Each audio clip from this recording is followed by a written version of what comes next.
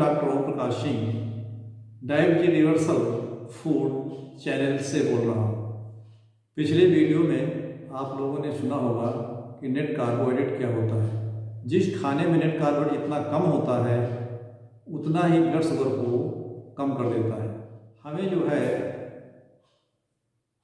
ये सब कुछ बताना है कि डायबिटीज रिवर्सल फूड में नेट कार्बोहाइड्रेट कितना होता है। 75% फैट होता है और 20% प्रोटीन होता है, 5% कार्बोहाइड्रेट होता है। जब 5% कार्बोहाइड्रेट होता है तो डायबिटीज़ को बहुत तेज़ी के साथ नीचे गिरा देता है। इसमें किसी दवा की जरूरत नहीं पड़ता है। डायबिटीज़ की सारी दवाइयाँ 1 महीने के अंदर बंद हो जाती हैं और 1 से 3 महीने के बीच में डायबिटीज़ जो है रिवर्सल प्रोग्राम चालू हो जाता है उसका। इसको ऑनलाइन मंगवाने के लिए नीचे लिखे हुए डिस्क्रिप्शन बॉक्स में जाइए, उस फ़ोन नंबर से आप ऑर्डर कर सकते हैं। और डायबिटीज़ से संबंधित किसी भी जानकारी करने के लिए आप टेलीफोन कर सकते हैं, ऑनलाइन सुझाव ले सकते हैं, व्हाट्सएप पर जानकारी ले सकते हैं। ये डायबिटीज़ बहुत खतरनाक रोग नहीं है। मेरा मिशन है कि डायबिटीज़ को हिंदुस्तान से उसी तरह से मिटाया जाए जिस तरह से स्मॉल पॉक्स और पोलियो को मिटाया गया है। इसमें सब लोग मिलकर सहयोग करिए और हिंदुस्तान की, अपने देश की रक्षा कीजिए और बड़ी बड़ी बीमारियों को जो डायबिटीज़ के साइड इफेक्ट्स होती हैं उनको बंद करिए। इसके बंद करने के लिए सबसे आसान तरीका है कि हमारे जो है वीडियो को सब्सक्राइब करिए, लाइक करिए और साथ में शेयर करिए। जिनको इसकी आवश्यकता है उनको जरूर शेयर करें, जिससे वो डायबिटीज से मुक्त हो जाएंगे और एलोपैथी के साइड इफेक्ट से बच जाए। एलोपैथी के जितने भी साइड इफेक्ट हैं वो बड़े खतरनाक होते हैं। उससे बचाने के लिए मैं कोशिश कर रहा हूँ कि नए नए वीडियो बनाए जाए। अब हम इसी वीडियो में ये बताना चाहते हैं कि क्या खाने से कितना ग्लूकोज बढ़ेगा। तो वो सब जानने के पहले हम आपको ग्लाइसेमिक इंडेक्स बताएंगे।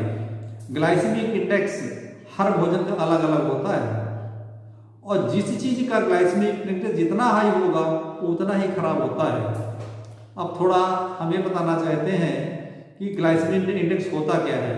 जब हम कोई भोजन ग्रहण करते हैं तो बॉडी में जा करके वो एंजाइम के द्वारा कार्बोहाइड्रेट वो बदल जाता है ग्लूकोज में।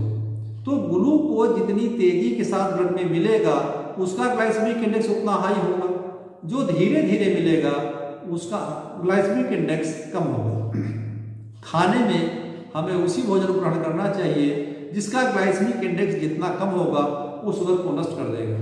यदि आप लोग हमारे जो वीडियो हैं सब एक सीक्वेंस में लगे हुए हैं, अगर लगातार आप सुनेंगे तो आप 50% डायबिटीज़ को स्वयं ही ठीक कर सकते हैं। अब ग्लाइसेमिक इंडेक्स सबसे ज़्यादा ग्लूकोज का होता है। वो जो है ग्लूकोज का ग्लाइसेमिक इंडेक्स 100 होता है। इसका मतलब 100 की स्पीड से चलता है। फिर ग्लाइसेमिक इंडेक्स गेहूं का 70 होता है, वो 70 की स्पीड से भागता है। तो ये दोनों भी तो खतरनाक हैं। चावल का ग्लाइसेमिक इंडेक्स हाई होता है, वो भी तेजी के साथ चलता है, तो ग्लूकोज को बॉडी में बढ़ा देता है। अब उसके अलावा जो ग्लाइसेमिक इंडेक्स जिस भोजन को खाना है उसे हमें खाना चाहिए। तो गेहूं का जो ग्लाइसेमिक इंडेक्स 70 आपने सुना। फिर उसके बाद आता है कि किस चीज़ का और ग्लाइसेमिक इंडेक्स लो होता है। तो जिस भोजन में कार्बोहाइड्रेट ज़्यादा होता है वो हमारे ग्लूकोज को इम्पैक्ट करता है।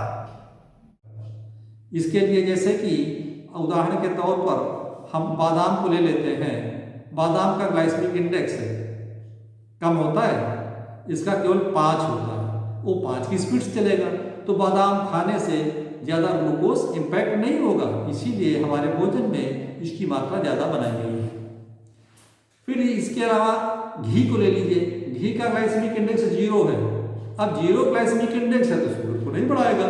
अंडे का ग्लाइसेमिक इंडेक्स 0 है, तो जिसका जितना कम ग्लाइसेमिक इंडेक्स होगा उतना अच्छा भोजन है। तो अब आप लोग दोस्तों ये समझते होंगे हम ग्लाइसेमिक इंडेक्स का पता कैसे करें। इंटरनेट में आप जाएंगे, जैसे भी किसी फूड को आप डालेंगे कि न्यूट्रिशन वैल्यू उसकी बताई जाए तो इंटरनेट पे तुरंत आ जाएगा कि इस भोजन का कितना ग्लाइसेमिक इंडेक्स है। और ग्लाइसेमिक इंडेक्स डायबिटीज में जिसका 25 के नीचे है उसको आप खाइए, किसी डॉक्टर की भी सलाह नहीं लेनी पड़ेगी। तो जब ग्लाइसेमिक इंडेक्स 25 वो खाना आप आराम से खा सकते हैं जिसको शुगर हुआ है, और जिसको शुगर नहीं है थोड़ा सा इससे ज़्यादा खा सकता है। तो सारी बीमारियों का कारण हो जाता है कार्बोहाइड्रेट की अधिकता और ग्लाइसेमिक इंडेक्स की अधिकता। अब हम ये जानने के लिए मात्रा में ग्लूकोज बढ़ता है, ये जानने के लिए हमें फिर नेक्स्ट वीडियो में जाना पड़ेगा वो ग्लाइसेमिक लोड के विषय में। और ग्लाइसेमिक लोड का वर्णन हम थोड़ा अगले वीडियो में करेंगे।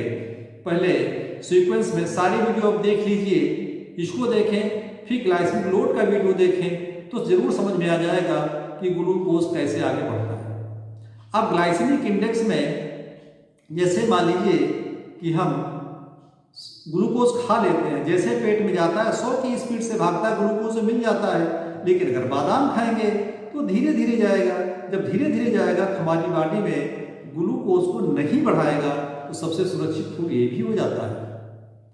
अब अगले वीडियो में जब हम बताएंगे ग्लाइसेमिक लोड, तो ग्लाइसेमिक इंडेक्स और ग्लाइसेमिक लोड को दोनों को कोरिलेट करेंगे। कोरिलेट करने से पता चलेगा कि कितना खाने से कितना शुगर हमारा बढ़ रहा है। तो दोस्तों अगले वीडियो का इंतजार करिए, हम फिर मिलेंगे ग्लाइसेमिक लोड के विषय में लिए। तब तक के लिए दोस्तों धन्यवाद और नमस्कार।